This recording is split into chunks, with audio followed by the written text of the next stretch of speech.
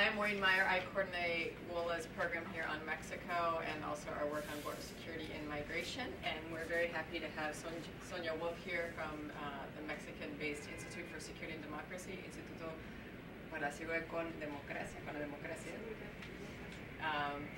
we had wanted to take advantage of Sonja's presence in Washington to present the study they have done on the National Migration Institute in Mexico. I think a lot of focus on migration in Mexico tends to look at, one, the abuses that are happening against migrants in transit in Mexico, and then more recently, some of the newer trends in the Mexican government looking at strengthening its southern border and more southern border security, but very little looking at the institution that's in charge of both enforcing immigration law in Mexico and also protecting migrants, which is the National Immigration Institute.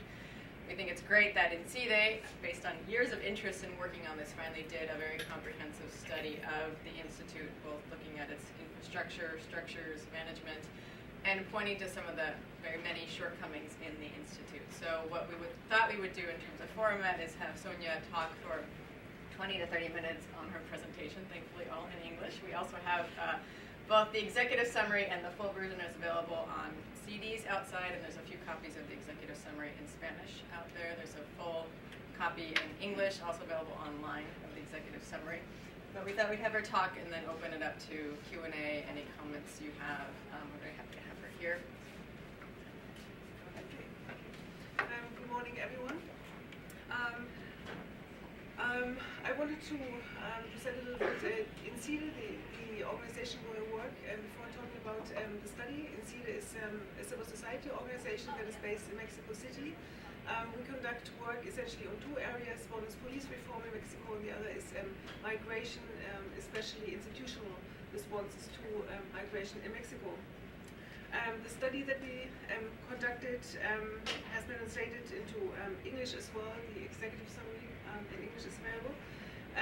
The assessment study of the National Migration Institute towards an accountability system for migrant rights in Mexico was a result of a research project that we conducted for 1.5 years. We were a small team of researchers. And I wanted essentially to present some of the findings of the study. The study itself is fairly extensive, but I wanted today speak a little bit about how we conducted the study and present, as I said, some of the findings in some of the areas that we worked on. Okay, so the starting point for our study was actually a few years of dialogue that had already been going on with the National Migration Institute.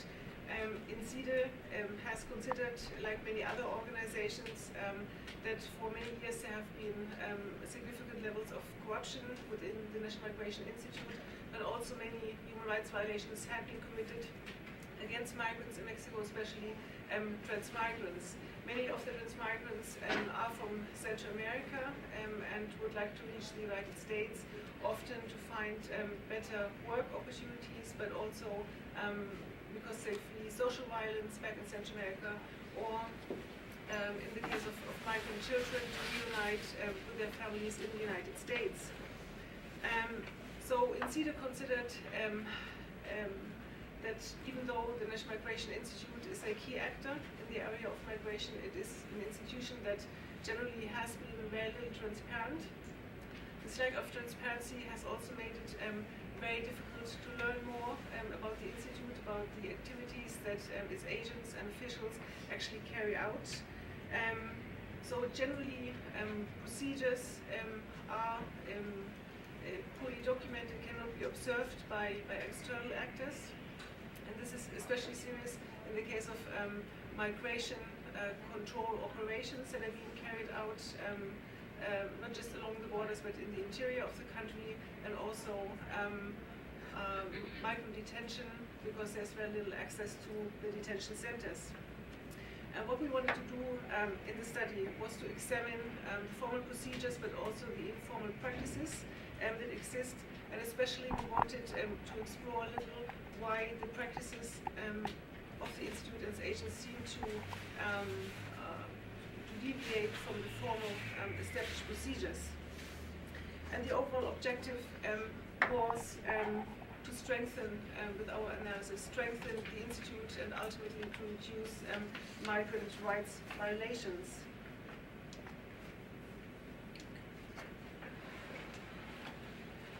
The way the study was conducted, very briefly, we presented information requests, a total of 265 requests in order to obtain official documents about the Institute. We also conducted semi-structured interviews with different actors, and we visited migrant detention centers, 11 of those centers throughout the country. Before speaking a little bit about the findings of our study, for those who are not familiar with the National Migration Institute, I just wanted to provide a little bit of context about the Institute. Originally, migration services were carried out by the Director General of Migration Services. This was one area in the Secretaría de Gobernación, which is the Secretariat of the Interior. And then in 1993, the National Migration Institute was created in order to allow Mexico to implement more effective migration controls. Since then, one of the possibly the most important change that has occurred with respect to the National Migration Institute was its designation as a national security agency in 2005. So this has been important because it has affected not only the training that is being provided to agents, but also the way external actors have access to information about the Institute and also access to the migrant detention centers. Okay. Nowadays, essentially, the responsibilities of the National Migration Institute relate to the execution of the migration policy, so everything that is related to migration management.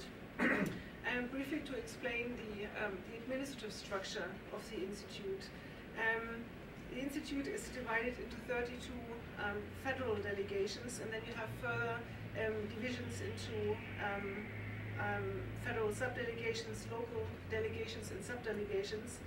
But what is important to note here for you is the number of posts that have been authorized. So officially, almost 6,000 individuals can work.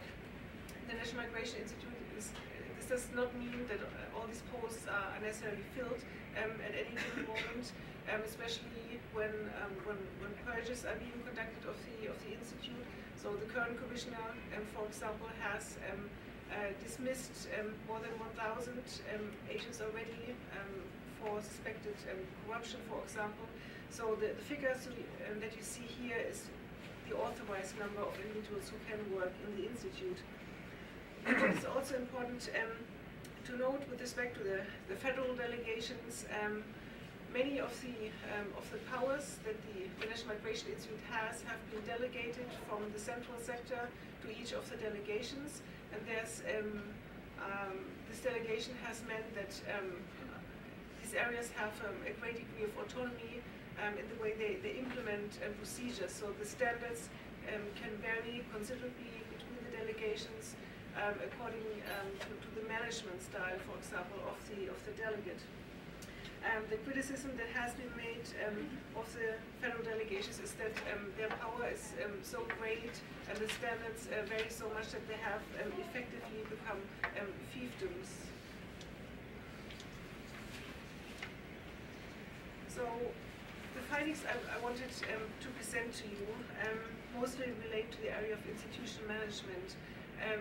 I wanted to clarify that the procedures and practices we looked at were firstly in the area of institutional management, but also relate to several of the substantive areas in which the Institute actually carries out its procedures. So we have 4 areas that we looked at. One is migrant protection, another one is migration control verification, then we have migrant detention and the deportation of undocumented migrants. So given our time constraints and to leave more time for discussion also, I wanted to speak essentially about some of the key findings in the area of institutional management and then move on a little bit to the use of force. So one of the points that we examined was personnel recruitment. It is possible, Mexican law makes it possible to have a professional career service for public institutions. Traditionally, this has not existed for the National Migration Institute. Generally, it is considered desirable to have this professional career service because it allows a greater professionalization of the institute. institution and its personnel, especially in the areas of recruitment and training. A change has already been made to the National Migration Law to make this professional career service possible also for the National Migration Institute. But in Mexico you have a law and also the regulations of the law. The regulations of the National Migration Law have not yet been adapted, so in practice this career service does not yet exist for the National Migration Institute, and therefore it was not possible for us to make observations about how the service might work in the future. The way personnel recruitment has been carried out in the National Migration Institute can essentially be in two ways. One is to publish public notices about posts that are available and the requirements the candidates must fulfill in order to have one of these posts. The information that we obtained indicated that the Institute effectively has published public notices in the past, but there don't seem to be criteria that indicate with which frequency such notices need to be published.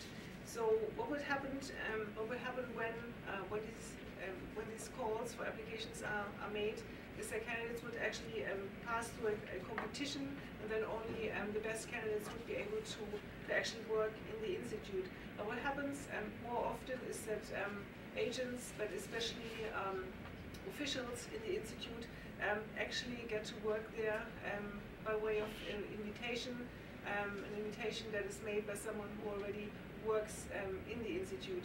What can happen, it doesn't necessarily happen, but it may occur, is that the individuals who obtain a post in the National Migration Institute do not do so because of their qualifications, but because they have relatives or friends in the institute, or possibly on the basis of political party ties. We also examined job profiles that the Institute has formally established. Generally, these profiles are a little bit too generic, do not set out clearly what the requirements are for each post, and there were also several inconsistencies among the profiles.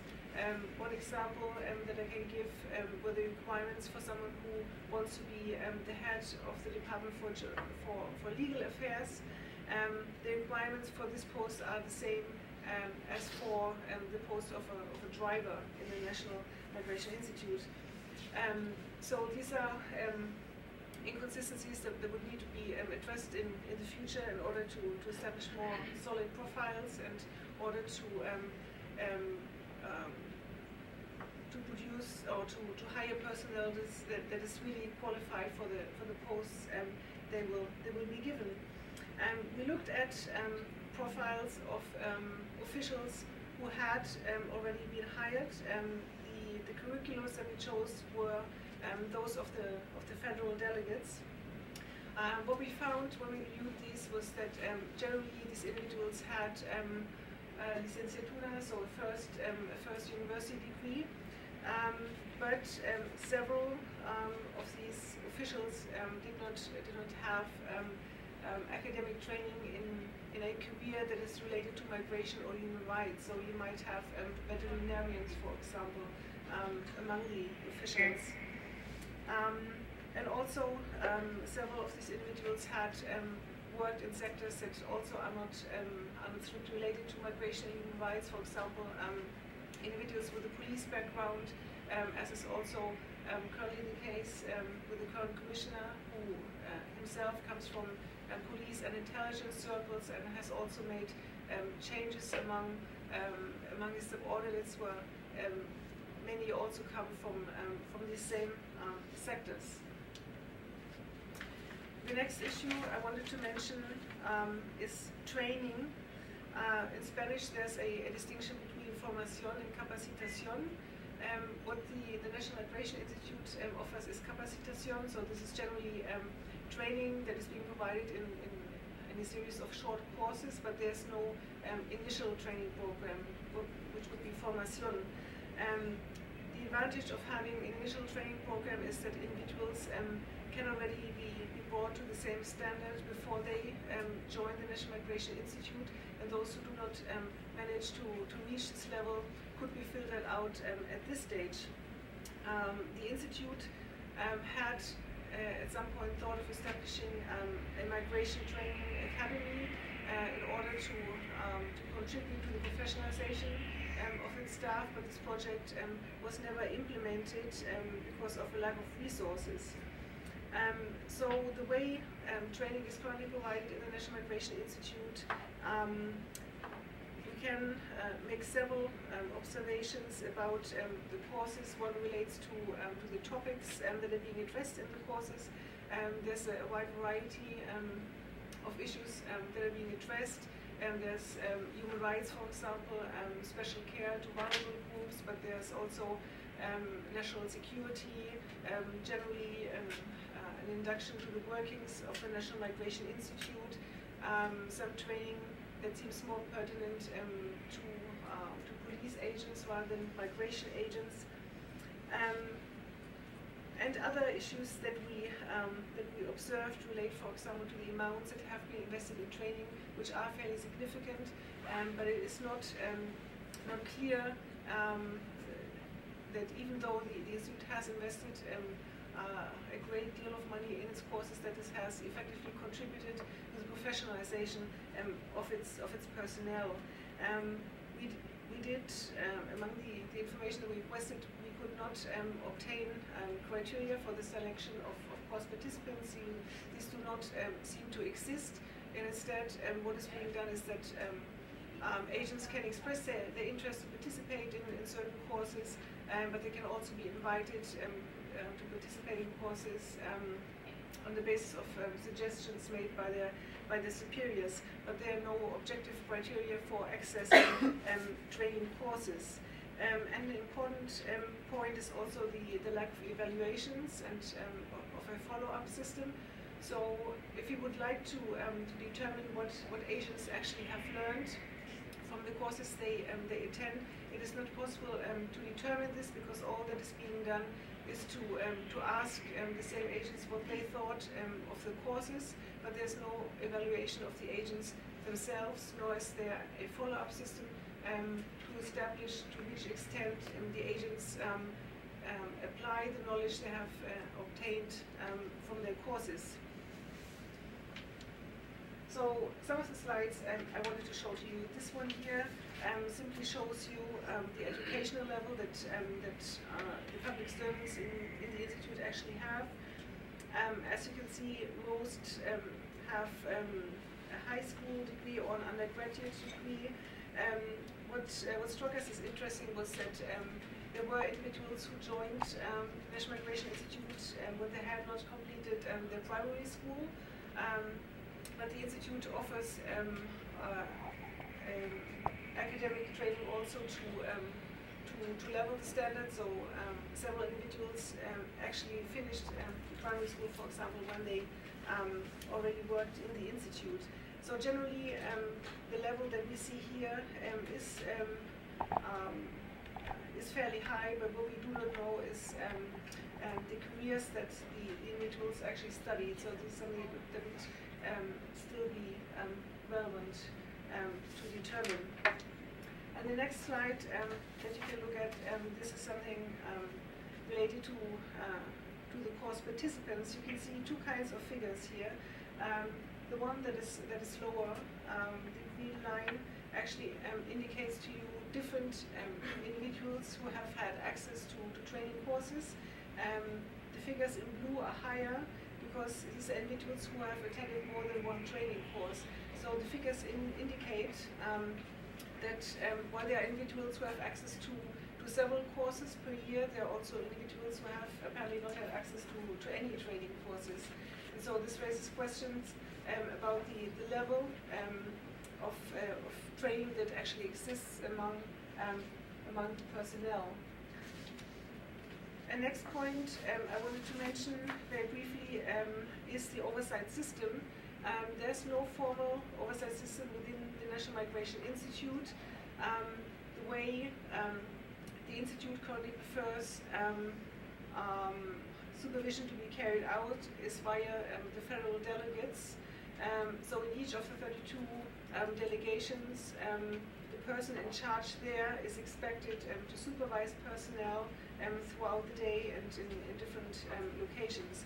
In practice, this is difficult to achieve, and the system is also subjective and uncertain in the sense that allegations of corruption and abuse have also been made against several of these delegations in the past. So this is the way the oversight system currently functions. It is not designed to actually ensure effective supervision. And the weaknesses that exist in the system have also been confirmed in audit reports that we requested. So the practices that have been examined in the audits simply confirmed the current system of oversight and controls is so deficient that no effective oversight can be exercised in different locations. And another issue is the sanction system, which is related to the point I just made on oversight, really. Since there are deficient controls internally, unsurprisingly, many cases of corruption and wrongdoing have occurred over the years. Every commissioner has tried to rid the institute of bad apples, but the problems that have been detected are recurring. So this suggests that any purges or any sanctions that have been established have not been effective. Mexican law establishes different kinds of administrative and penal sanctions that should be established according to the case. The way sanctions are being applied by the National Migration Institute do not reflect the requirements in the law. What is being done in the Institute is essentially two options. One is apparently when the case is considered not too serious, the place of assignment is being changed. So someone who might work in the southern part of the country might be transferred to the northern part of the country, for example. And in practice that means that whatever act of corruption or human rights violation has been committed will remain in impunity because the person can simply work in another position in the Institute. We wanted to find out how many individuals had effectively been sanctioned. The data we could obtain refers to what the Institute calls movimientos de baja. So this term does not indicate whether someone was removed from the post or left voluntarily, but I will explain these categories in more detail. So we have here the different categories that exist, which indicate to you that, for example, the appointment was terminated by the Institute, or that the person deceased or had a disability, or resigned, for example. So you will see from these figures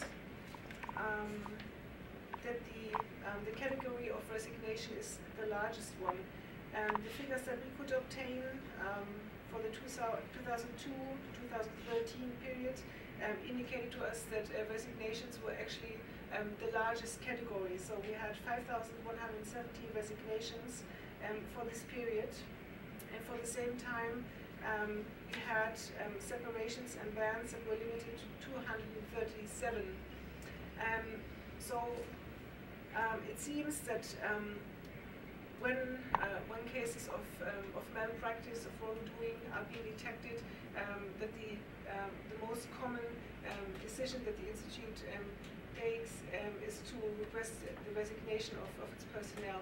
I have to add, when individuals resign from the Institute, for outsiders it is not possible to know why the resignation was presented. It is not possible to detect this from the resignation letters, and there may be perfectly legitimate reasons for presenting a resignation.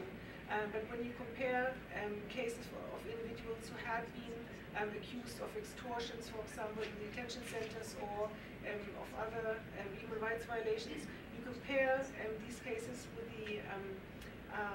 the reason for leaving the institute, the pattern seems to suggest that in suspected cases of corruption or malpractice, individuals are simply being asked to resign from the institute. And what this does again is that the practice remains in impunity, but it is the easiest thing to do for the institute because the post can be filled very quickly. No payments need to be made to the person that is being dismissed, and no time is wasted on investigations.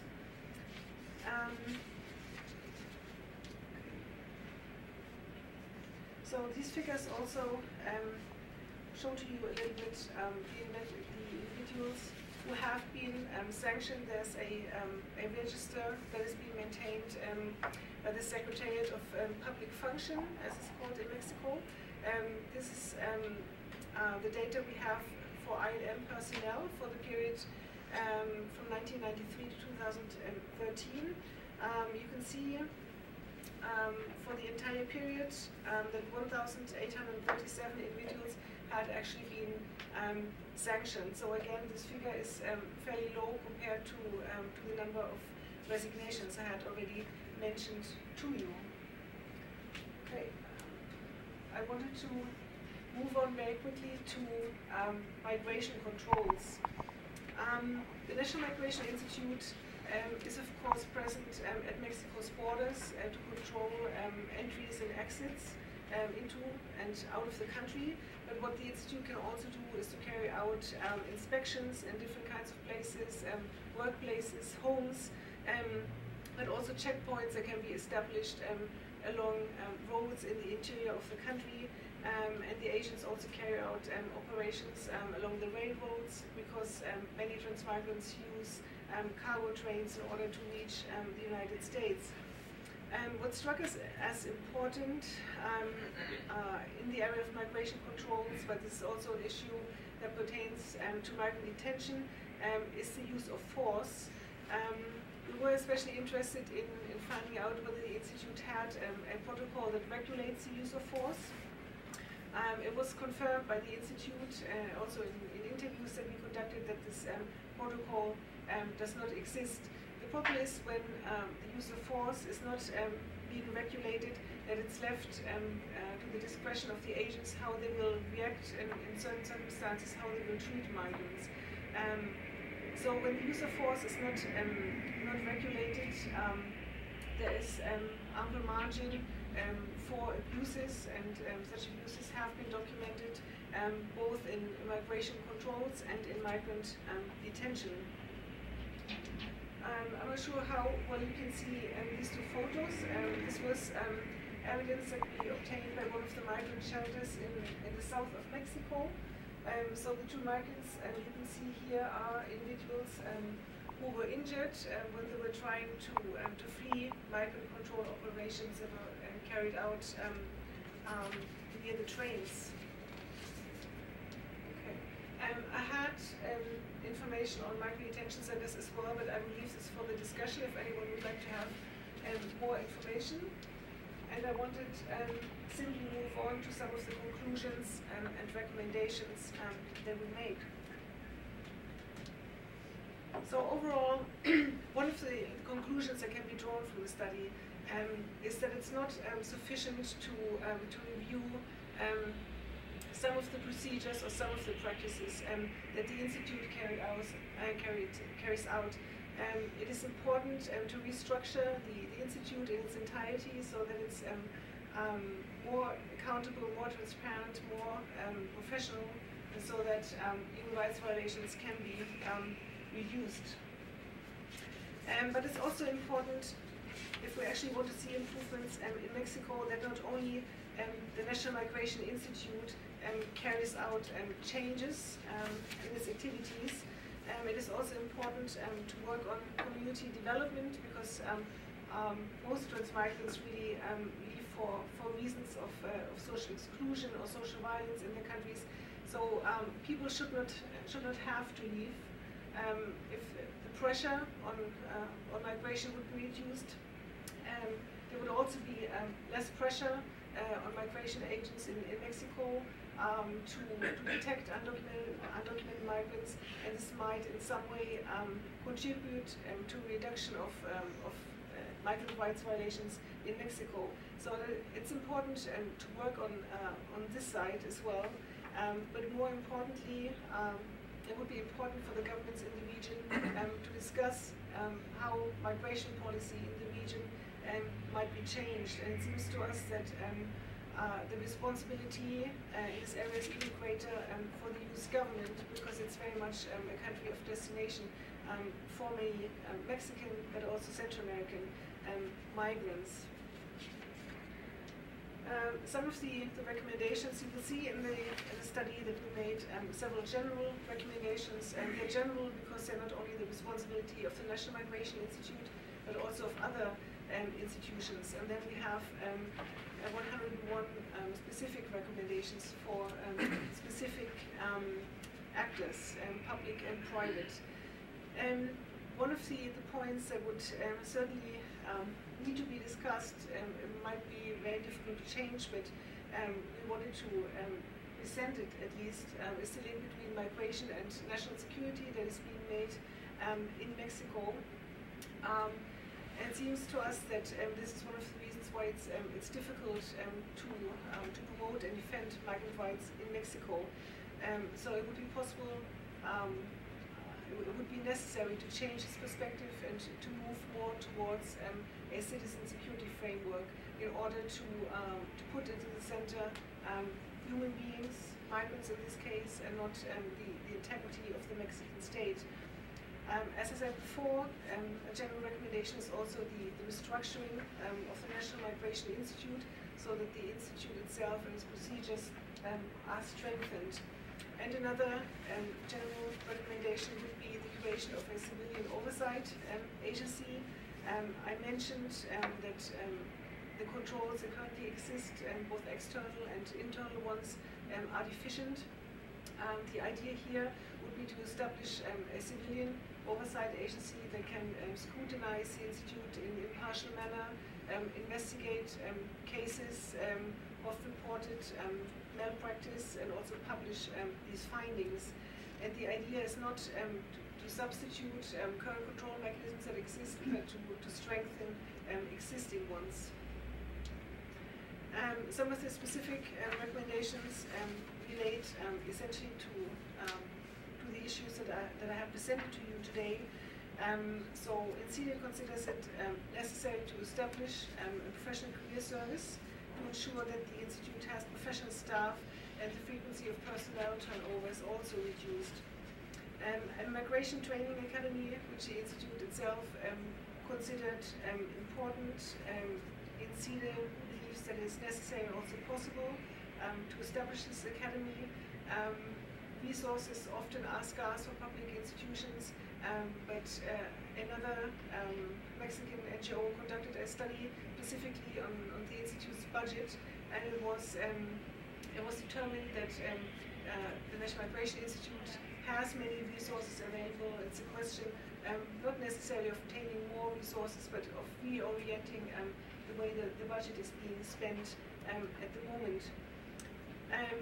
The implementation of a more effective oversight system is another recommendation.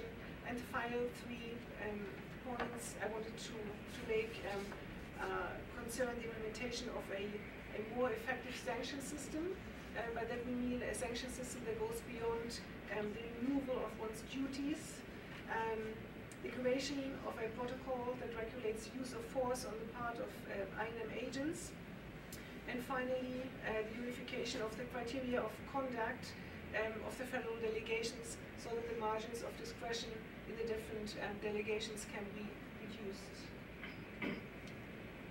Thank you, Sonja. It's a very comprehensive study. If any study that has an executive summary of almost 50 pages certainly shows how extensive the work done was, and I hope that we can get into more discussion. I know she had to skip some of the detention center issues, and I think that's certainly an area that a lot of organizations work on, both here in terms of U.S. detention, but looking at the situation in Mexico, so hopefully we can get into that in the Q&A. I did want to say I'm struck by the number of staff the INM has in total, a little bit under 6,000, compared to our border patrol, even at the border, which is over 18,000 just at the border. So looking at just the differences in terms of staffing and focus. And I did have a question to kind of start off, which was looking at the different roles that INM has, for example, in northern Mexico.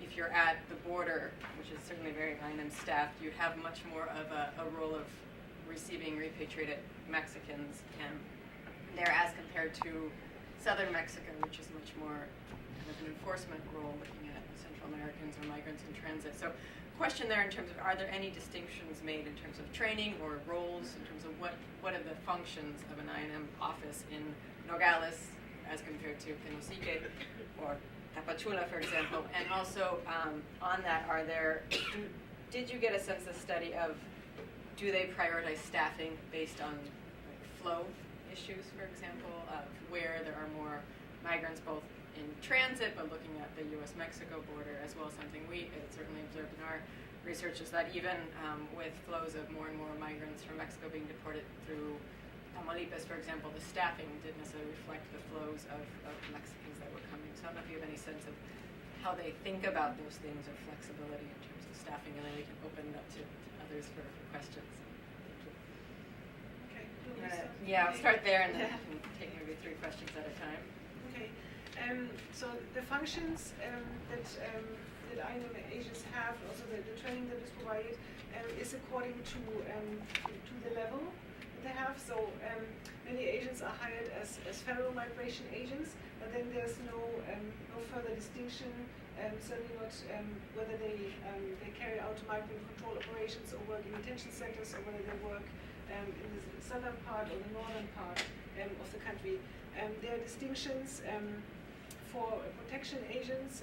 The INM has better groups. Better groups are considered the humanitarian branch of the institute. So there's special training, there's special functions for these agents. There's also a specialization for migration agents who are known as OPIs, Oficiales de Protección a la Infancia, or child protection officers. Although they're no longer responsible only for migrant children, they also are responsible for what are considered vulnerable groups. So there are some specializations available, but it doesn't take into account where the agents are deployed. Also, the number of staffing, we could not find official criteria to decide how many agents should be in different kinds of location.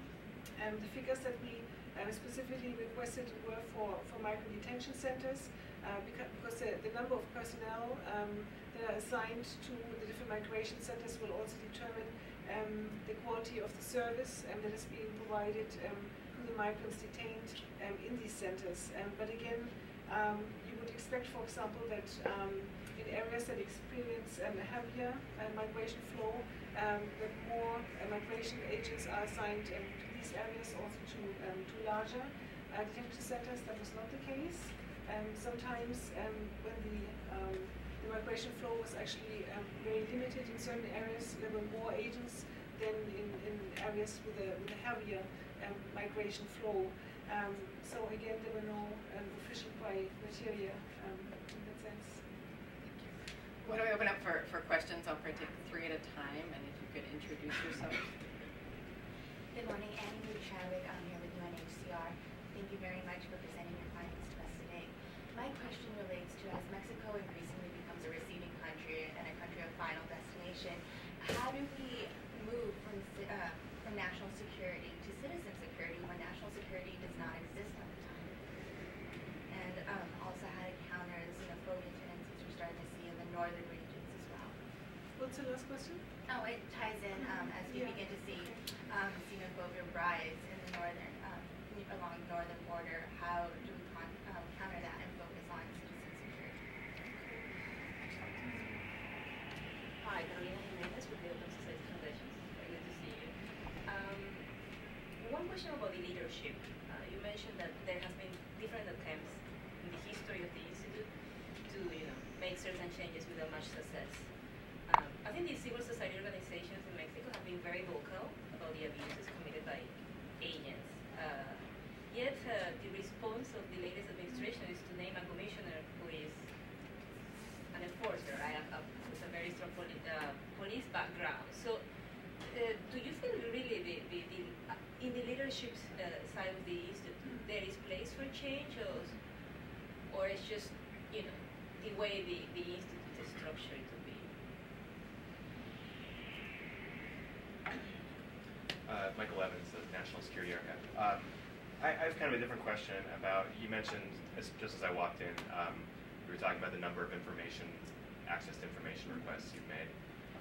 It was an impressive number, I think, in the face of what's a pretty difficult challenge. I don't know if those were all to INM, but can you talk a little bit about the strategy that you follow in terms of access to information, in particular in dealing with EFI, the appellate level group for access to information requests, and whether or not you've had positive experiences with EFI, and when they've made positive decisions for you, whether or not the agencies have been able to follow through.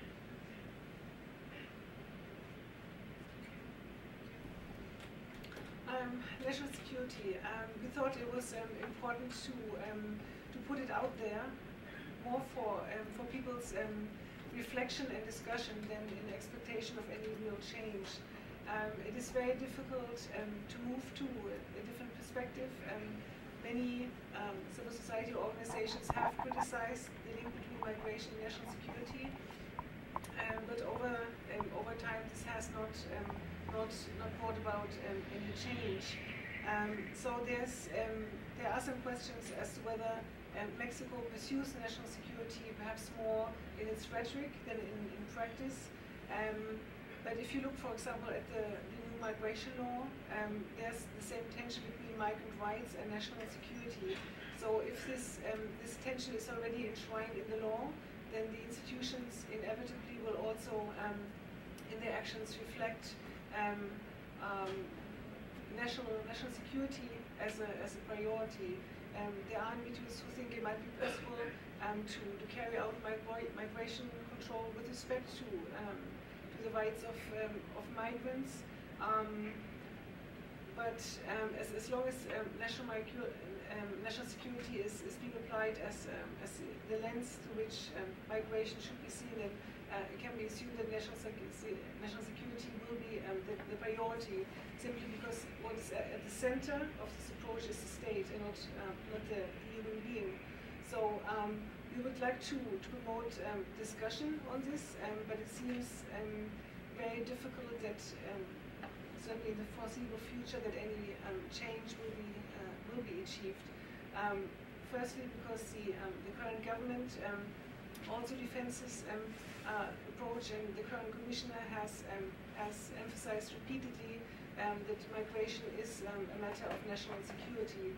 And when you examine the actions that the Institute actually carries out, there seems to be at the moment a greater tendency not towards the protection of migrant rights, but of greater controls, especially in the south.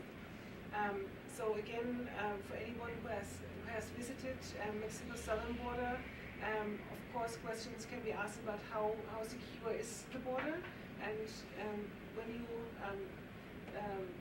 walk along the border and see how porous it is, of course that will indicate to you that there are many weaknesses in the controls. But at least it's the intention of the Institute to create more controls, not just along the border, but also to extend this border into the interior of the country.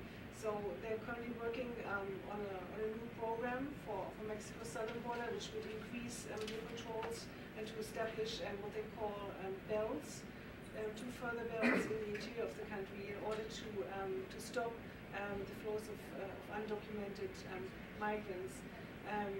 So again, it seems unlikely perhaps that the link between migration and national security can be broken, but it should at least be discussed. This is mainly why we included it. The leadership of the INM. The Institute has had 15 commissioners in its 20-year history. Many of the commissioners have not stayed for very long, especially in the initial period. The problem with commissioners very often is that they do not have a commitment to migration and human rights. They're being designated, appointed to this post, and very often they have different professional or political ambitions, and this is why they're not, why they do not stay in this position for a very long time. According to the interviews that we conducted, when we inquired about the experience and the commitment of the commissioners, it was indicated to us that of the 15 commissioners, only one has actually had knowledge of migration. The others had very different academic training and experience, and also their actions as commissioners suggested that they were not fundamentally interested in restructuring the institute, in ending corruption. There's doubt as to whether the commissioners considered that the problems were so profound that they could not make any impact, or whether they simply were not very concerned with the problems they found when they were appointed commissioners. So with the current commissioner, Adelio Vargas, as I said, he worked in the police and intelligence sector. It is interesting that both the government and the National Migration Institute have adjusted their discourse. At least there's more talk of human rights now, but in practice, the institute has not changed its focus on certain activities. The priority remains the detection of undocumented migrants, and also according to the human rights monitoring that is being carried out by different organizations, respect for migrant rights on the part of INM agents has not improved either. So it seems with the current commissioner, because of his background, but also the actions of the INM under his own leadership, do not suggest that there will be greater respect for migrant rights in the near future. The information requests, the process was lengthier and more complicated than we had originally anticipated. Many of the requests were negative initially, in the sense that we could not obtain the information. We presented appeals, recursos de revisión, as they're known, and in several cases our appeals were successful. We could get more information than the Institute initially wanted to submit. The process was interesting because we detected several patterns that the Institute, like other public institutions, also has developed in order to reserve information. What we try to do in order to ensure quality information was not to present too many information requests at the same time, because then the unit that is responsible for processing these requests will be overburdened, because they receive simply too many requests and they cannot provide good information. Because they have a short window to respond. Exactly, yeah. yes. So there were different tactics that we could detect. We had essentially two parts in this process of information requests, simply because we had originally decided on a certain number of information requests that we wanted to make, and then as the investigation progressed, we realized that for many of the things that we wanted to explain, the information was not available. We had to present more requests. So a lot of the time, the Institute tried to exploit to the greatest extent the deadlines that are established.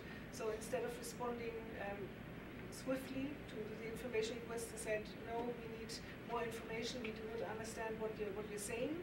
And this may be the case sometimes, because anyone who presents information requests also needs to practice, to learn how these requests need to be formulated in order to obtain the information. Ideally, you should be very specific about the information that you request. If it's possible to have the exact name of the document that you're requesting, but obviously, because you cannot be sure what documentation exists, you cannot necessarily provide this information that the institution expects you to provide. So when this happens, perhaps as an organization requesting the information, we have not been as explicit as it should be the case, but the National Migration Institute also often alleged unclarity when there was when everything was clear in the information request. So they said, we do not understand what you're saying, explain it again, and so more time was lost in the information request in the entire process. Several of the patterns that we detected. One related to the payments that they requested. Generally, what you want to do, because the information is not only thought to be for you, but you want it to be public, to be available for anyone. So when you make the request, you explain that you want the information to be provided online so that anyone can consult it. But the National Migration Institute can say, no, that is not possible, perhaps because we have many documents to give to you, and the file is too heavy in order to upload it. A lot of the times this was not the case. When we actually received the documents, it would have been perfectly possible to upload them on the website. But what happened a lot of the time is that either they want to provide CDs, or they want to send you the documents, in which case you would have to pay. And in several cases, the payments that were requested were too substantial for us to make, so we could not complete the requests. What is also possible is that you're being asked to consult the documentation. You have to go there. So as long as it's information that we requested in Mexico City, it was not a problem. But we had also made requests to other institutions. For example, in Tapachula, there was also information that we had sought. And outside Mexico City, the information access systems may be deficient to some extent. So in the case of Tapachula, they had also offered us a CD, but they could not post it to us. So someone would have had to go to Tapachula, which we did not do. So we did not obtain the information in that case. And another pattern that I wanted to mention concerns the reservation or the classification of the information. Generally, public institutions in Mexico are reluctant to share documentation.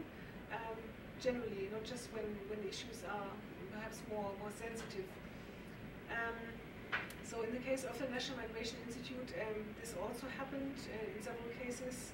The Institute argued that if the information were to be provided, that the lives of the migrants or the migration institutes, of the migration agents would be at risk, or that national security would be compromised. These arguments were frequently made, and we tried to argue that in order to prevent or reduce migrant rights violations, that it is exactly transparency and accountability that are important. This should be the priority.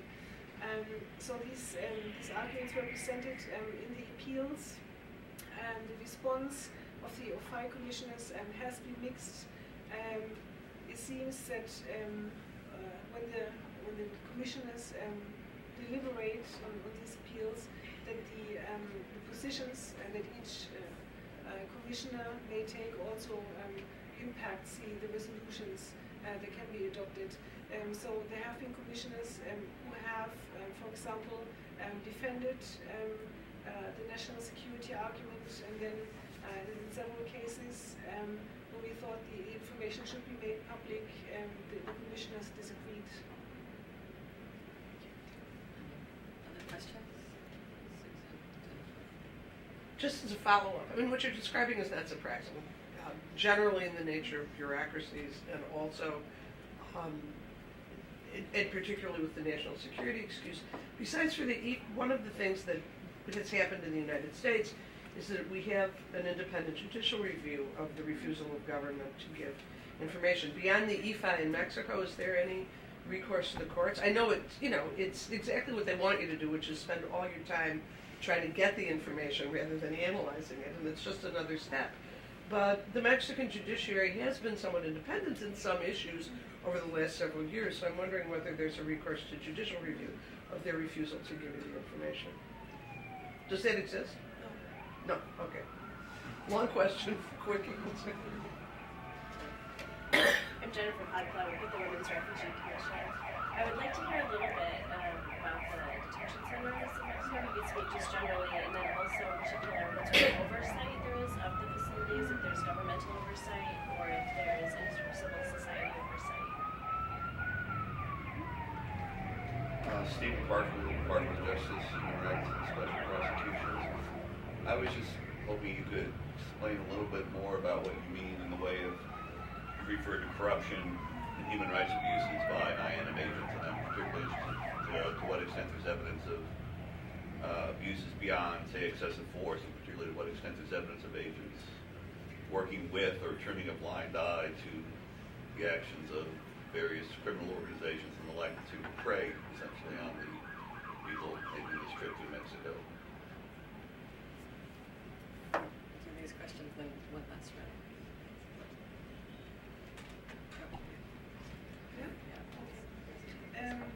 So the migrant detention centers, let's see. This map here is quite useful because you can see the concentration of migrant detention centers. Human rights defenders generally refer to them as detention centers, even though the National Migration Institute does not consider them to be detention centers. The Institute makes a distinction between estación migratoria and estancia provisional. So you can also see this in the markers that we have on the map here. The blue ones are the estaciones migratorias, and the greenish ones, or lighter blue, are estancias provisionales. So the difference that the Institute sees in these centers is that what they call estaciones migratorias are supposed to be for slightly longer stays, and the estancias provisionales are supposedly for shorter stays. As I said before, because the National Migration Institute was designated a national security installation, this designation applies to everything, to any installation that the Institute has, including the detention centers. Why do we call them detention centers? Simply because migrants who are being held there cannot leave voluntarily. The installations in practice are prison-like. You will find photos in the study itself. I took some photos of the exterior of the centers. Inside you cannot take any photos, but generally all these installations are heavily secured to prevent migrants from leaving, from escaping from the installations. So you have high walls, fences, security guards, and inside the installations appear very much like prisons. So you have concrete structures. There are no loose objects of any kinds. Generally, no normal beds, for example, anything that could be torn apart and could be used to attack someone. In the detention centers, there are cells. Some of the centers have normal rooms, but generally they're like prison cells, where every migrant is assigned to one of these cells. When there's overcrowding, there's not sufficient sleeping space, and individuals will need to sleep on the concrete floors. As you can see on the map, many of the centers are concentrated in the southern part of the country. This is because the Institute also concentrates its control operations in the southern part. Since most trans-migrants are Central Americans, they try to enter through Chiapas or Tabasco. So the intention of the Institute is to interrupt this flow of undocumented migrants as quickly as possible. So this is why the efforts are concentrated in the south, and the detention centers also are situated there.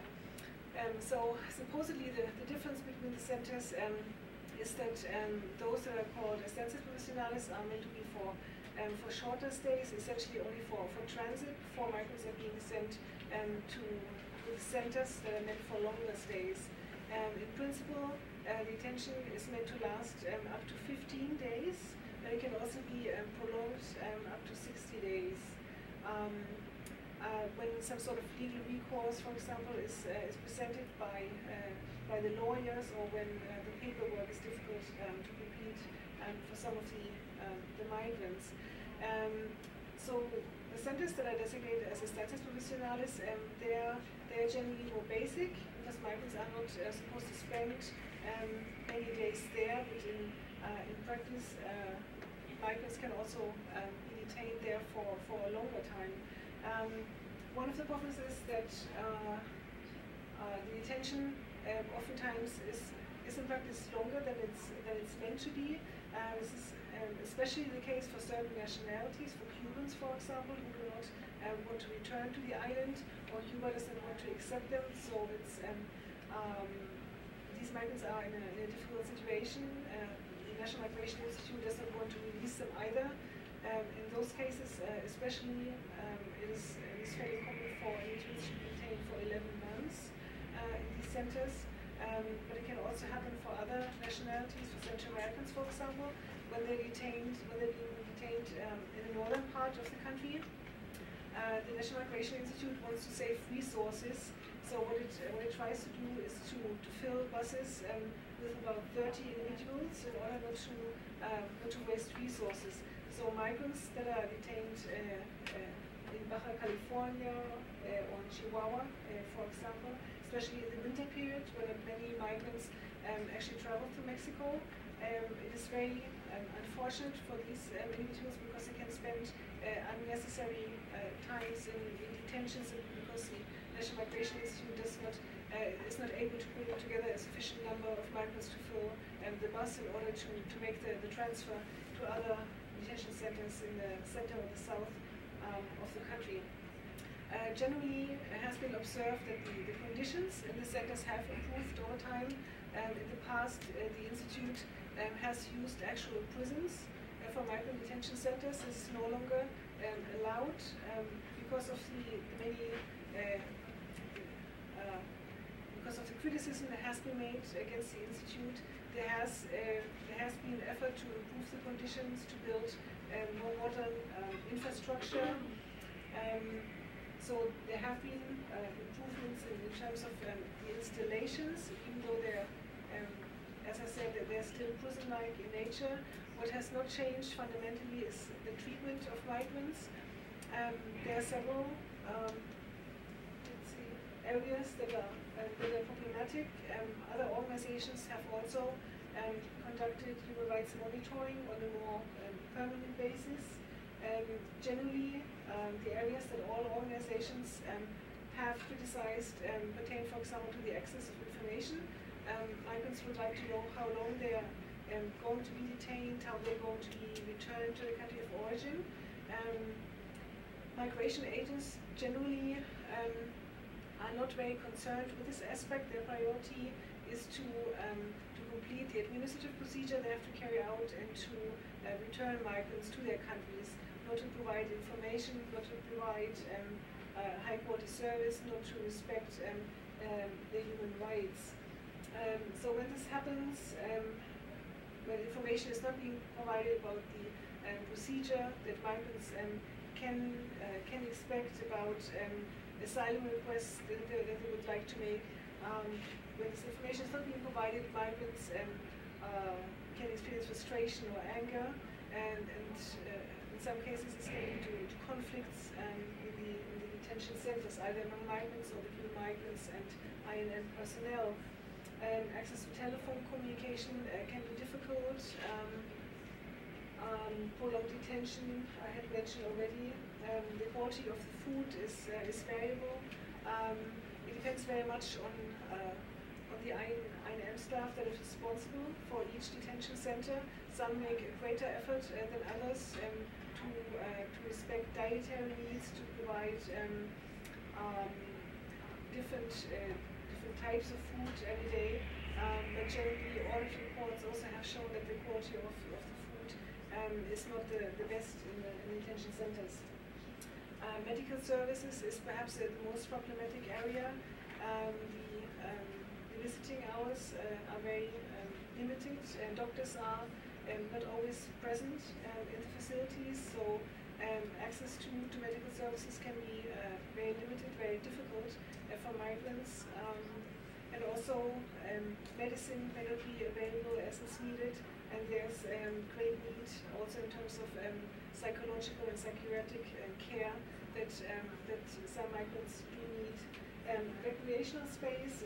By this we simply mean space a little bit to walk around, especially in the smaller centers, even detention centers that are meant to be for longer stays and have a capacity of 40, 60 individuals. In many of these centers, there are only 2 cells, one for females, one for males. There's no courtyard, nothing whatsoever. So there's no space to walk around for the migrants, and this also affects the psychological situation in many cases. Illicit activities is something that has not been discussed in any reports that have been published, but this is something that is happening, especially in the larger detention centers. In part, this is encouraged because it's possible to purchase certain products through migration agents or cleaning personnel. The operating rules for detention centers do not allow this, but in practice it is still possible to purchase soft drinks, cigarettes, any kind of item from the outside. So what you can find is that, for example, some migrants purchase products and then resell these items to other migrants at a higher price in detention centers, but you also have INM personnel that charges a higher fee for telephone cards, because phone calls generally are not free in detention centers. Migrants need to purchase telephone cards. So INM personnel sell these cards, but they may charge a higher fee for these cards. What has also been detected, especially in the migrant detention center in Iztapalapa in Mexico City, is that actual crimes are being committed in the center, like drug sales or prostitution, for example. Human rights monitoring is being carried out.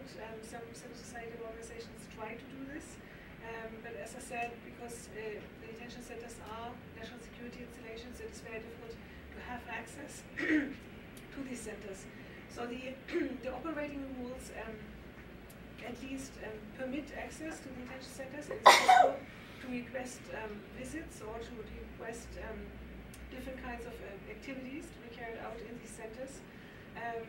But the Institute can, of course, refuse access to the centers or can allow some activities, for example, workshops. This is always possible to offer workshops in these centers, but the Institute is generally not in favor of any sort of activity that is related to human rights and monitoring. So this is also a restriction we had in our own research.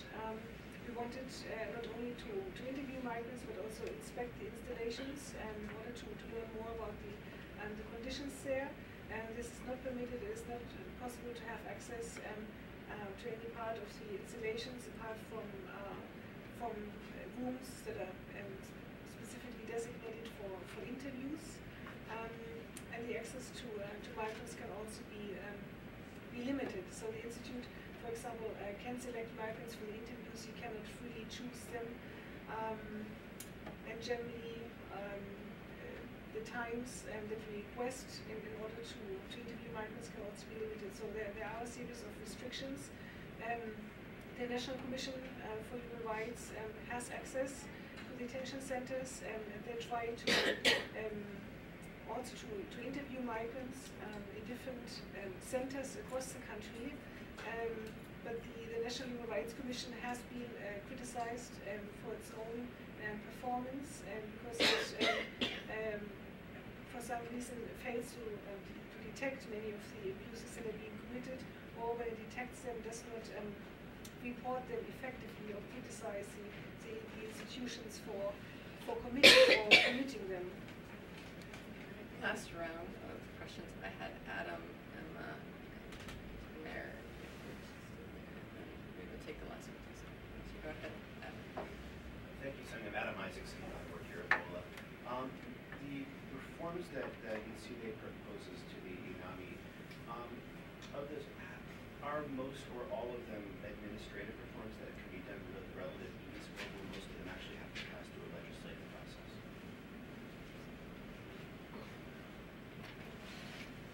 Hi, Emma Bugout from NDN. Can you speak just a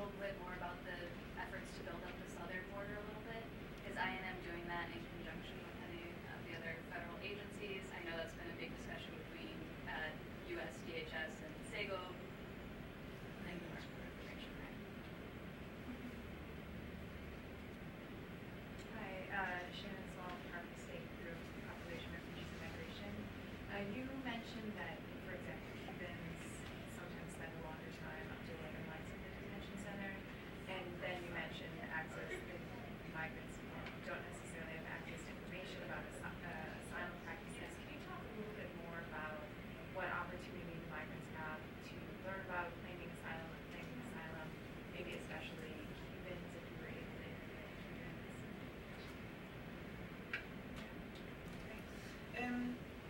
When we made the recommendations, we tried very much to make recommendations that are feasible, that are not too costly, that can actually be implemented. As I said before, there are some recommendations, for example, on the link between migration and national security, that are unlikely to be implemented. But several, actually many of the specific recommendations that are included are things that can be done, that the Institute itself has officially stated that it wants to implement these very same reforms. So it's a question really of political will and of monitoring also, of providing some follow-up. And the question really, or the challenge is for advocacy, to reunite the pressure to make sure that the Institute actually implements many of these recommendations. And sometimes we also get questions about the budget impact of the recommendations. Since the study is what we call diagnostico, an assessment study, and not a proposal as such, we did not consider the financial impact in any extensive manner, but Fundar has conducted a study of the INM budget, and that document suggests that the Institute has the resources it requires. It's a question of reorienting the spending. For example, the resources would not necessarily need to be spent on many of the control operations that are being carried out in the interior of the country. The INM could instead concentrate on the borders, focus on its administrative functions really, instead of carrying out police or law enforcement functions, and then many of the resources could be freed for other areas. Legislative changes are not required for most of these recommendations. Okay. For the southern border, so what the National Migration Institute tries to do, has over the years proposed on several occasions strengthening the southern border. At the moment, there's renewed interest in this kind of work. It seems that Mexico is collaborating with the United States in strengthening Mexico's southern border. We see two things here. One is collaboration between Mexican institutions. It is not only the National Migration Institute that wants to have a presence along the southern border, but also all the federal agencies, so federal police, but also the military will be there. The Attorney General's office is supposed to work more strongly on investigations, so that human smuggling and human trafficking can also be reduced in Mexico. So the current program is still in preparation. The United States, through the Merida initiative, is also providing funding in that sense. But again, this is not a fully operational program at the moment. It's being criticized already. So it remains to be seen to what extent it can advance in Mexico. But the intention is to increase security in southern Mexico. Asylum requests. There's also many Central Americans who would like to request asylum in Mexico. It is not easy to obtain asylum in that country. What we noted is that the agency that is responsible for asylum requests, COMAR, has actually in several cases that have been documented altered the declarations that asylum seekers had prepared. So the difficulties facing asylum seekers are twofold. One problem occurs with respect to information, when these individuals are still in migrant detention centers and request information. Generally, it's difficult for them to obtain information. Migration agents generally try to discourage asylum requests. They tell migrants that their detention will only be prolonged if they present asylum requests. So it's generally they advise migrants not to present asylum requests. And then when the requests are actually being made, COMA is very strict in the evidence it requires migrants to present. So migrants would be expected to arrive in Mexico with very solid evidence of the persecution they have suffered, of any information that would sustain their case.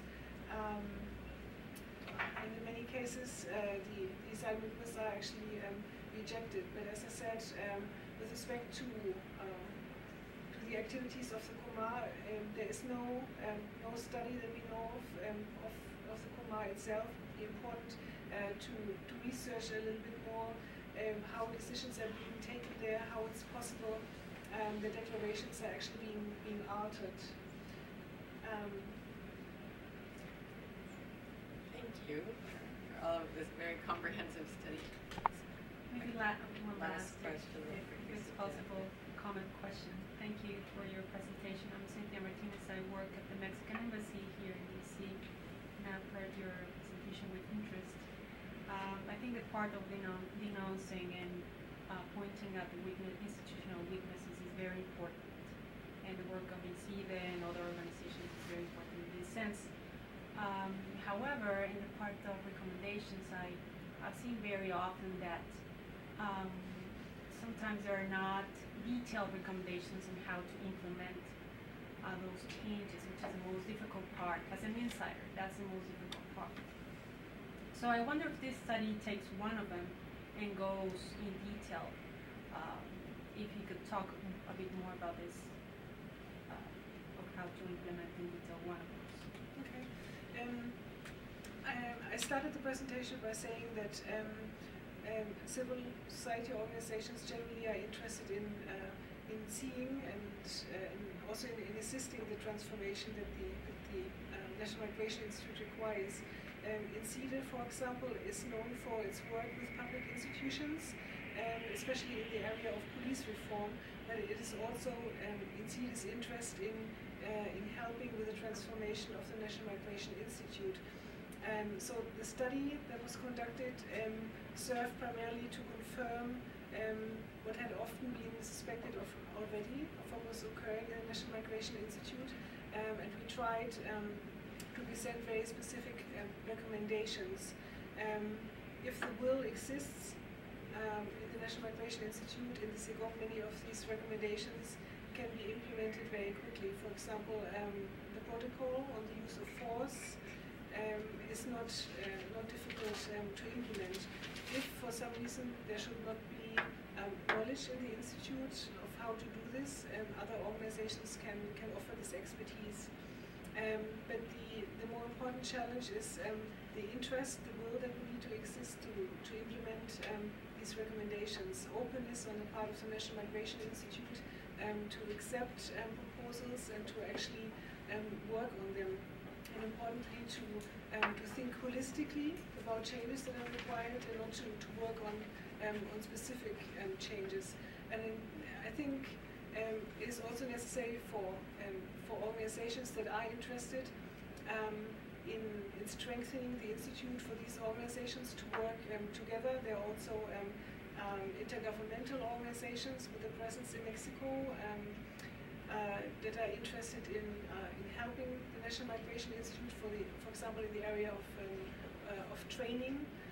So it would be important to coordinate these efforts and not to provide different approaches to migration, different ideas about how training, for example, should be conducted.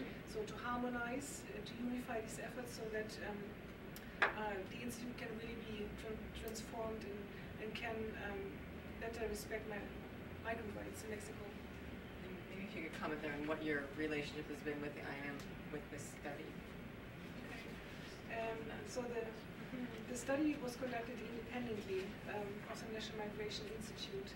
There had been, for several years, there had been a conversation between INCIDE and the National Migration Institute in order to discuss how the National Migration Institute might be restructured. These efforts did not prosper. This is why INCIDE decided to conduct a study not only to document institutional weaknesses, but also weaknesses in migration management, but also to use the study as an advocacy tool in order to pressure for the restructuring of the Migration Institute. So during the investigation, there was no support in any way on the part of the National Migration Institute.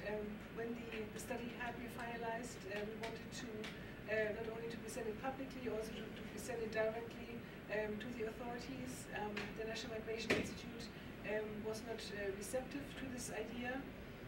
So what we are doing at the moment is to give more public presentations, also to present the study to different authorities, also to ambassadors in Mexico, in order to raise awareness of the study, of the need to transform the National Migration Institute. Thank you very much. Thank you all for coming and for your interest in this issue. And as we had commented, there are a couple copies out there of the executive summary and then the CD, and it's also available on INCIDE's webpage, both in English and Spanish. Thank you all for coming, and thank you, Sonja, for presenting this very interesting study.